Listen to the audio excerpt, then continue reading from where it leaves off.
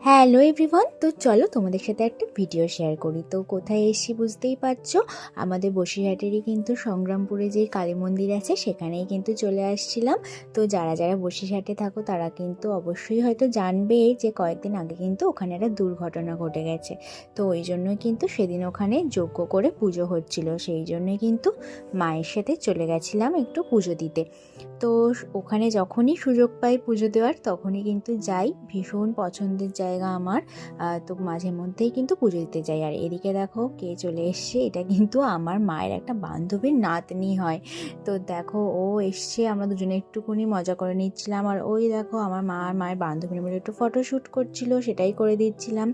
আর তারপরে কিন্তু ভোগ খেতে চলে এসেছি। প্রত্যেকবারের মতোই কিন্তু ভীষণ ভিড় হয়েছে। এই দেখো টিফিন বক্সে করে নিয়েও নিয়েছি ওখান থেকে, আবার ওখানে দাঁড়িয়ে কিন্তু খাচ্ছি। আর এখানে এসে দেখো কি হলো, আমার জুতো কে একটা নিয়ে চলে গেছে। তো এরম কিন্তু আমার সাথে প্রথম হলো। তো আমার মা বলছিল ওখান থেকে একটা জুতো পরে চলে আসতে। তো আমার কিন্তু আর ইচ্ছা করছিল না, ওরমভাবে কিন্তু কারোর জিনিস ব্যবহার করতে আমার একদমই ভালো লাগে না। তো খালি পায়ে ওই জন্য চলে আসছিলাম। তো চলো ব্লগটা এই পর্যন্তই, বাই।